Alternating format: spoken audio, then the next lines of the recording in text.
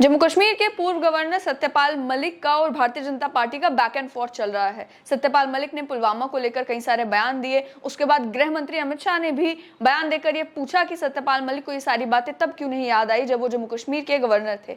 अब सत्यपाल मलिक ने दोबारा से बयान दे दिया और ये कहा कि ये कहना सही नहीं होगा कि मैंने पहले इस पर चुप्पी थामी हुई थी, पहले इस पर मैंने कोई बयान नहीं दिया, क्योंकि जब मैं गवर्नर था उस समय भी मैंने इमीडिएटली बयान देकर ये कहा था कि इंटेलिजेंस फेलियर हुआ है।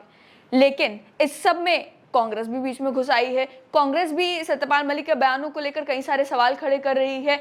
शांत है तो जम्मू कश्मीर के जितने भी राजनीतिक दल हैं वो खामोश बैठे हुए हैं। वो सत्यपाल मलिक के बयानों को लेकर, गृह मंत्री के बयानों को लेकर, कांग्रेस के बयानों को लेकर कोई बात नहीं कह रहे। पुलवामा को लेकर जितने भी सवाल खड़े किए गए, जिसको लेकर अब खबरें ये भी आ रही हैं कि जिन सीआरपीएफ के जवानों की शहादत हुई उनके परिवारों से भी मीडियाकर्मी बात कर रहे हैं। कुछ परिवार वालों ने तो ये कहा कि हमारे जख्म खुरेदने बंद किए जाएं, बार बार हमें वो वाकया याद ना दिलाया जाए। वहीं कुछ परिवारों ने यह भी कहा कि अगर इस तरीके के इल्जाम लग रहे हैं तो उन्हें गंभीरता से लेने की जरूरत है।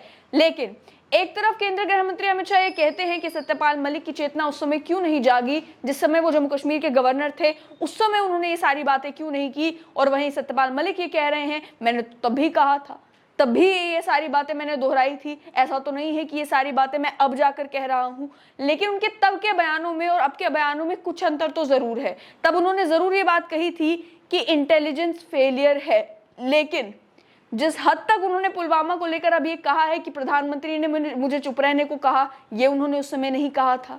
जैसा उन्होंने अब कहा कि एनएसए ने मुझे कहा कि हमने इस पर दूसरी लाइन लेनी है, जो उन्होंने अपने वायर के इंटरव्यू में कहा, वैसा उन्होंने जिस समय वो गवर्नर थे कुछ नहीं कहा।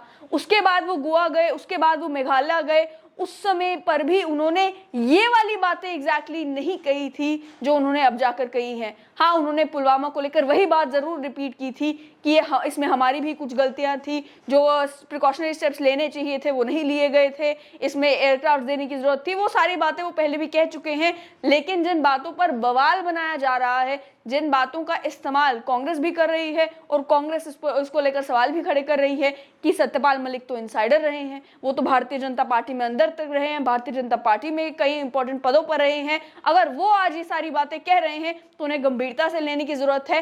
लेकिन बात यहाँ पर फिर वही कि अगर हर कोई कह रहा है कि सत्यपाल मलिक की बातों को गंभीरता से लेने की जरूरत है, यूनियन होम मिनिस्टर ने उनके बयानों का जवाब दे दिया, अब सत्यपाल मलिक होम मिनिस्टर की बातों का जवाब दे रहे हैं, तो जम्मू कश्मीर के सारे राजनीतिक दल जो हैं वो अभी भी इस मामले में खामोश क्यों?